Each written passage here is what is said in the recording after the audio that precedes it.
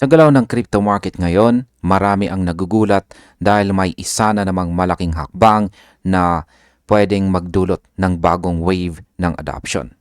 At ngayong linggo, posible pong i-launch ang unang spot Chainlink ETF dito sa US courtesy of Grayscale.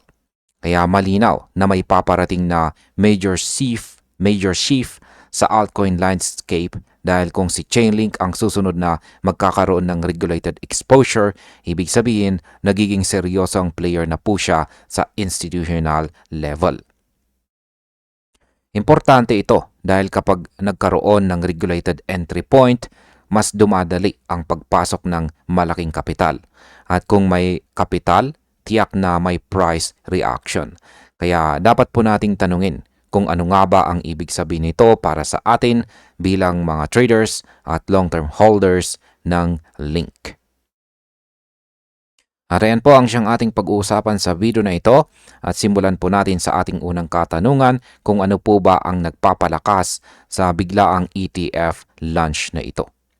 Yan ang paglabas po ng spot Chainlink ETF ay hindi basta timing lamang dahil ayon po sa Bloomberg ay naka-align ito sa December 2 approval window. May internal listing din na nagpapakita na ready na ang product kaya inaasahan nating mag-uumpisa ito anumang araw.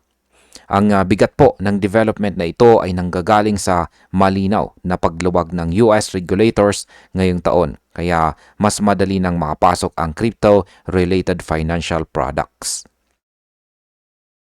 Kapag ganito po ang environment, ibig sabihin, mas malaki po ang chance na pumasok ang institutional demand. At kung papasok ang demand, nasa atin ang potential benefit dahil tumataas ang exposure ng token na hawak natin. Kaya malaki po ang epekto nito kay Link lalo na kapag nagkaroon ng positive market sentiment pagkatapos ng official listing. Ngayon ay bakit po ba malaki ang impact ng pag-convert ng Chainlink Trust into ETF? Mula pa noong 2020, nag-operate na ang Chainlink Trust ni Grayscale kaya hindi ito bagong produkto kundi bagong anyo. Kapag kino-convert ang trust na ito into ETF, nagiging fully tradable ito sa regulated exchanges. Kaya mas maraming investors ang nagkakaroon ng direct access kay Link. Kasama na dito ang posibilidad na mag-offer ng staking-related returns kung papayagan ng regulations. Ngayon ay ang ganitong setup ay nagbibigay po ng mas stable na demand dahil pinapasimple nito ang proseso ng pagbili at paghawak ng asset. Para sa atin na retail traders, magandang sinyalis ito dahil mas madali nating makita kung paano po papasok ang institutional liquidity sa presyo ni Link. At kapag nagkaroon po ng mas mataas na volume, mas mabilis gumagalaw ang market sa direksyon ng dominant sentiment. Ngayon ay ano naman po ang pwedeng resulta ng kompetisyon sa pagitan ng Grayscale at saka Bitwise? Hindi lamang si Grayscale ang may plano dahil may sarili ring Chainlink ETF ang Bitwise kaya magiging mainit ang kompetisyon. Kapag may kompetisyon, ang resulta ay mas magandang fees, mas magandang marketing at mas malakas na push para makuha ang atensyon ng retail at institutional investors. Sa ganitong sitwasyon, panalo tayo dahil mas maraming exposure ang pumapasok kay Link.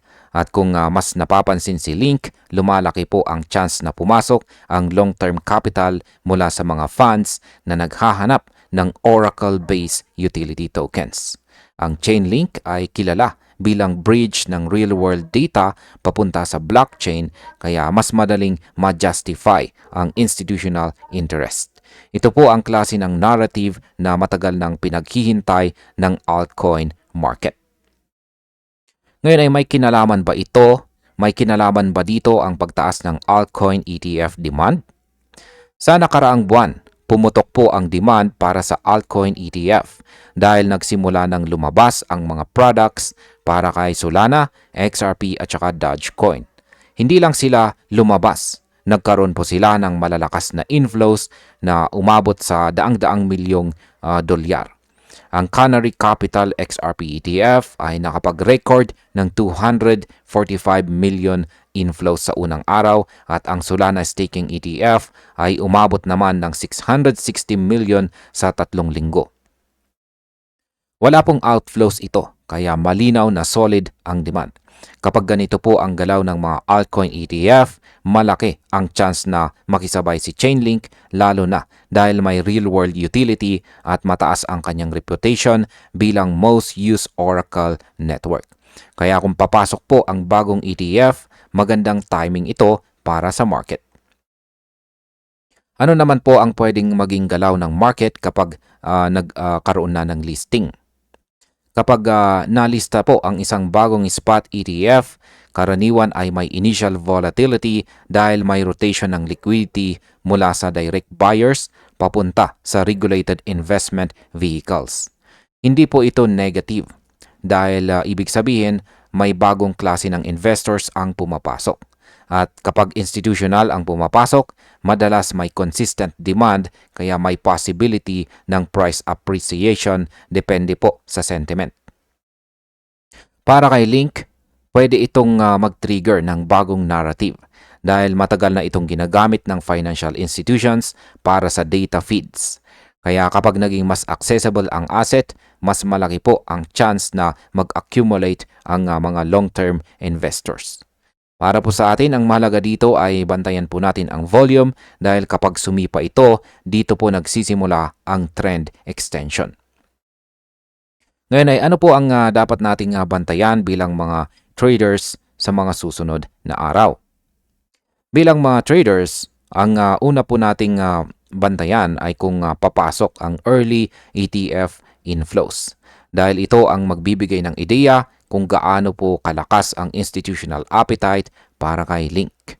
Ikalawa ay bantayan po natin ang price reaction sa unang 48 hours dahil ito ang madalas na nagtatakda kung bullish o neutral ang magiging short-term direction.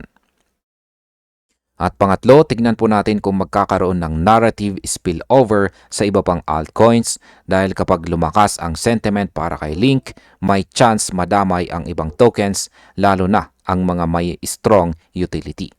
Ang market po ngayon ay hypersensitive sa ETF news, kaya isang malakas na trigger lang ang kailangan para magkaroon po ng bagong trend. Kaya dapat alerto po tayo sa bawat update mula sa Grayscale. At bilang panghuli ay ano naman ang aking masasabi tungkol dito? Sa kabuuan, malinaw na ang spot Chainlink ETF ay isa po sa pinakamalaking balita ng taon. Hindi ito simpleng listing dahil nagiging simbolo ito ng paglipat ng altcoins papunta sa regulated mainstream finance.